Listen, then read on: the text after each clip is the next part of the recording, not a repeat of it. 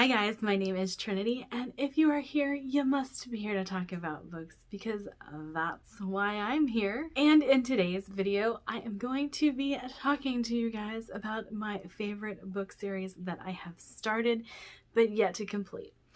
Now, I'm going to be talking about these books not in any particular order, but I'm going to be...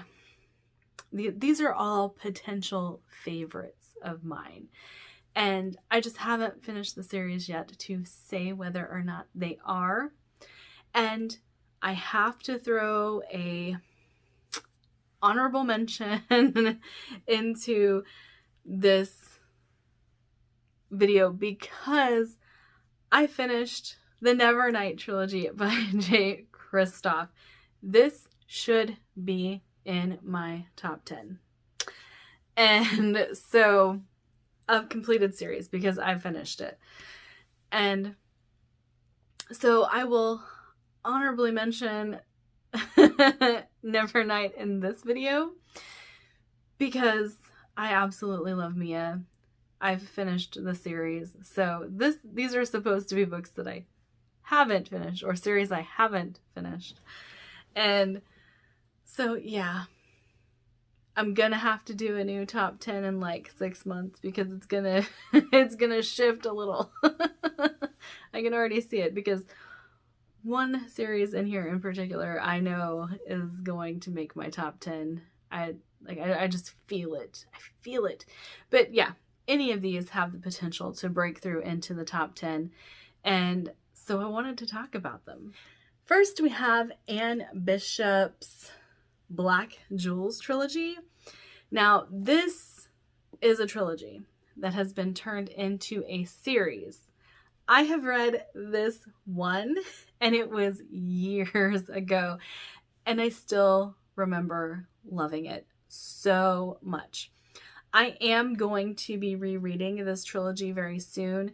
Like I said, I've only read the first book, but I loved it so much, and I really love Anne Bishop's writing. If you guys don't know, one of my favorite urban fantasy series is the Others series by Anne Bishop. So, yes, I do think this has the potential to break through into the top 10 of my favorite series. The Once and Future Queen. 700 years ago, a black widow witch saw an ancient prophecy come to life in her dazzling web of dreams and visions.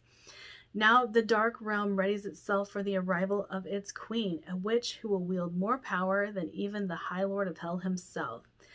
But she is still young, still open to influence and corruption. Whoever controls the queen controls the darkness. 3 men, sworn enemies, know that. And they know the power that hides behind the blue eyes of an innocent young girl. And so begins a ruthless game of politics and intrigue, magic and betrayal, where the weapons are hate and love, and the prize could be terrible beyond imagining. Yes. So I'm very excited to continue with this series and give this one a reread because it has been a while. But I absolutely loved this when I read it. It was 5 stars. The Emergence of the baby copy of the Lies of Locke Lamora. So I do think that this has the potential to break through into my top 10. However, I will say that I did find this book a little slightly just like a hair disappointing because I had heard about it being this great bromance. I didn't get that. So I do really, really enjoy this book, and I love the political intrigue. I love all of the machinations that are happening in this book, and I found this to be fun. Whereas most fantasy, you are getting in really deep, this was fun heist story. And I'm excited to continue to Red Seas Under Red Skies because I know it is a pirate type book, and I know all 3 of the books have a different type feel to them. I think I might enjoy that aspect of this series. So that's why I do think that The Gentleman Bastards has a good chance of breaking into the top 10 as I complete the series. All right, you guys have heard me talk about this series before, but that would be The Wounded Kingdom by R.J. Barker. I have compared this book to Assassin's Apprentice quite a few times, in that this is what I wanted Assassin's Apprentice to be. Like, I really love the humor. I really love the characters. I love the relationships. I really love the master apprentice feel, like the relationship and how it goes down in this book. And yes, it's everything I wanted Assassin's Apprentice to be, and that it just wasn't. And so if you found that you didn't like Assassin's Apprentice because it was slow, or you thought it was boring, or you didn't find Fitz engaging, try this one, because yes, again, everything I wanted Assassin's Apprentice to be. I've read this book. I do have the rest of the trilogy. It's actually right there. And I'm excited to continue with this. One that I can see like soaring to the top of my top 10 and possibly knocking out Lightbringer would be The Five Warrior Angels by Brian Lee Durfee. I love this book so much. So much. So much. So I love political intrigue. You guys know this. Political intrigue, it's just my thing. And this is so full of it. And the magic in this... And the magic in this story is so cool. And I loved the characters. And unlikable characters are kind of my thing. And this is so full of unlikable characters. And we have snarky characters, which just tugs at my heart. That's like, oh, that's what I want. And just a really, really good plot. And I was not anticipating picking up this chunker of a book and, you know, having such a rich plot. Like, you never get that in a book this size. And so while we did get some great character work, while we did get some great world exploration, we also got a story that I just devoured. I think I read this in like 3 days. 3 or 4 days. It didn't take me very long. I was just like, yes. So I have only read the first one of this one as well. But I really, really love this one. And I hope to get to The Blackest Heart very, very soon. Very, very soon. Okay, and this book took me by surprise. So, Peter Newman's The Vagrant.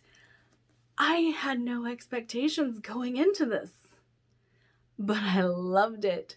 So, our main character cannot speak, and it makes this book very interesting to read, because while it's almost like a fairy tale type, like a voice in this story or narration, because the character can't speak. So you're seeing everything from the outside, and I'm getting too excited and too worked up, and my brain is going to stop working. But I really liked the characters that we encountered along this path that he has taken, and how we have a found family towards the end of this book, and the relationship he has with the baby is precious. And I really, really enjoyed getting to know all of the characters in The Vagrant. They were so good. And this does have a plot that moves pretty quickly as well. Like, it's one of them that you can see the journey we're taking. Like, you know exactly what's happening and where we're going. There are definite goals set and ambitions to be met along the way. So I really, really enjoyed this one. Now, the one that you guys probably all saw coming because I've been talking about it a lot recently. That would be Queens of Varenthia by Sarah Beth Durst. Oh, I loved the second book of this series so much. So much. It is a trilogy. And I loved it because of the mama bear character in it.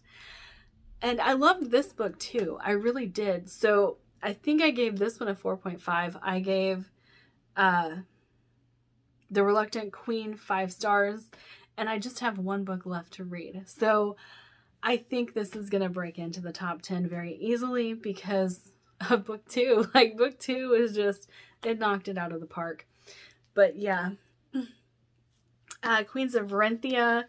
This book, I can't talk about the other two without spoiling this one. So this is about a girl who goes to a training school, learns to become heir to the queen, learns how to use her magic. And the magic in this is based on spirits. So we have elementals pretty much. And all of these spirits, they want to destroy humanity and the world. But they know that if they do that, they will die too. So they are at odds with themselves and at odds with the humans.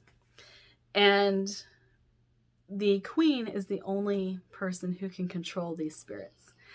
And so this is all forest setting because the queen has to control the spirits of this world. And they can't live on the land because that's where the spirits live. And so they live in the canopy above the forest floor. And it's really, really cool. Really, really cool. All right, that is it for me today. Like, subscribe, do all the fun things, and I'll see you guys in my next video. Bye.